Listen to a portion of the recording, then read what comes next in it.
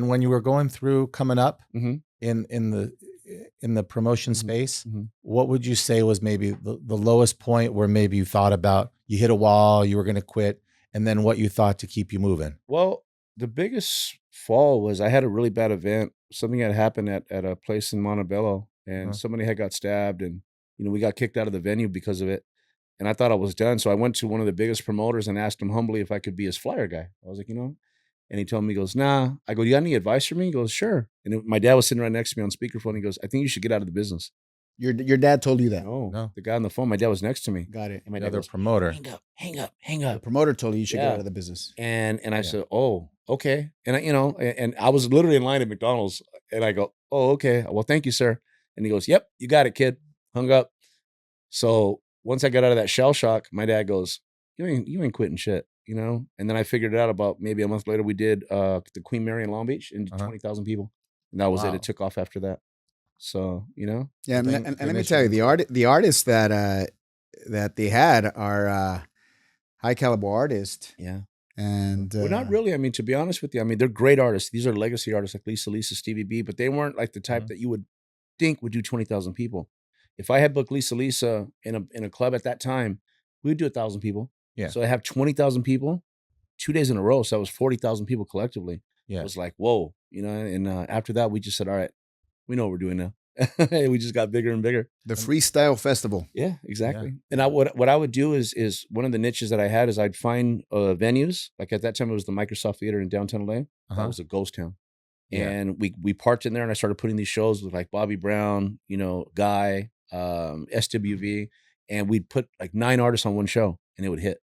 And then I found the Ontario Arena in Ontario, and that place was just a ghost town. And now look at it. Yeah, you revived it. Yeah, now I got voted number 2. The Toyota Center. Yeah, it got voted number 2 venue in Southern California. Yeah, they got a cool. They got some cool council people there. It's amazing. Oh, they're such amazing. Michael Krause, he's the CEO. That's one of my best friends. During COVID, he told me, he goes, "Bob, he goes, we're gonna kill it."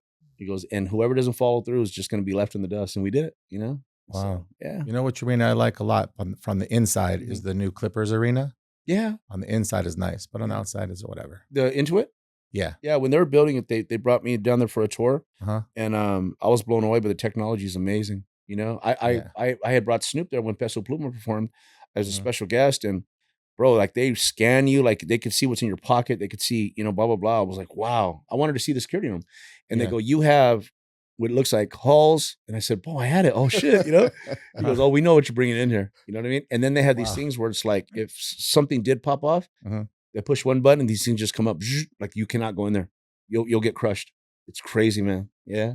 That is crazy. See, nobody knows, but that's probably one of the safest arenas. It really is, bro. I mean, think about it. The guy, Steve Ballmer, is the guy who owns it. And, he's Mr. Technology, he bought the forum because he wanted to be able to do this and that with Intuit. And I told him no. He goes, "Okay, if there's any limitations, then tell me what it is." They go, "You just can't do it because the forum won't let you." He goes, "Tell me what the forum wants." And I think they wanted like 250 million. He goes, here's a check. So he owns the forum too. That's amazing. That's power, bro. And he's a cool guy. I met him like 4 or 5 times. Yeah. Nicest guy I know, just like you. You know what I mean? Nice business white man that you wouldn't think would be, upping. No, he's the nicest guy on earth. And he cheers and claps and, it's like, cool, man. Going back to the question, he almost died during COVID. Yeah. Yeah. So would you say that was number 2?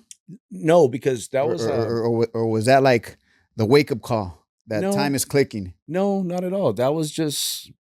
stuff that I was doing physically to my body that put me, that humbled me. You know what I mean? I was about 275 of muscle. I was a big guy, but I was just like now, just all muscle. No, but right now I'm skinny, but I was polluting my body with things that I wasn't supposed to be taking. And I'm not talking about like meth and coke. No. It was painkillers. And because I've done jujitsu, I got compound fractures. Like he knows, I used to fight as a bouncer, and it caught up to me, and I got diverticulitis. At 17 years old, he had his own security company. Yeah. Running all the nightclubs, pretty much in all the Latin California. Markets. Yeah, for sure. I mean, I was 17. I moved out of my parents' house because I fell in love with a girl that had a kid. My mom was like, "Nah, hell no." I was like, "Well, shit, I know how to make money. I've been making money since I was 14." And I was able to live in West Covina by myself and take care of a girl with a kid. What wasn't mine.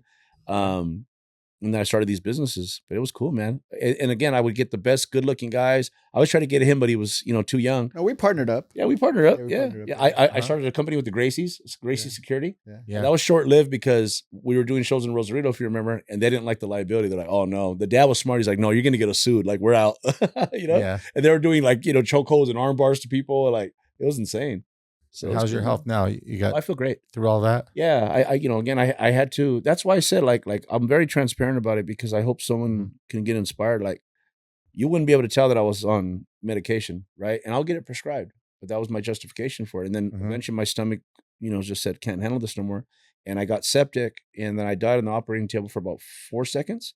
Wow. So you died? I died for 4 seconds. Yeah. Did you see white lights? I just saw black. Oh, I woke up on a ventilator.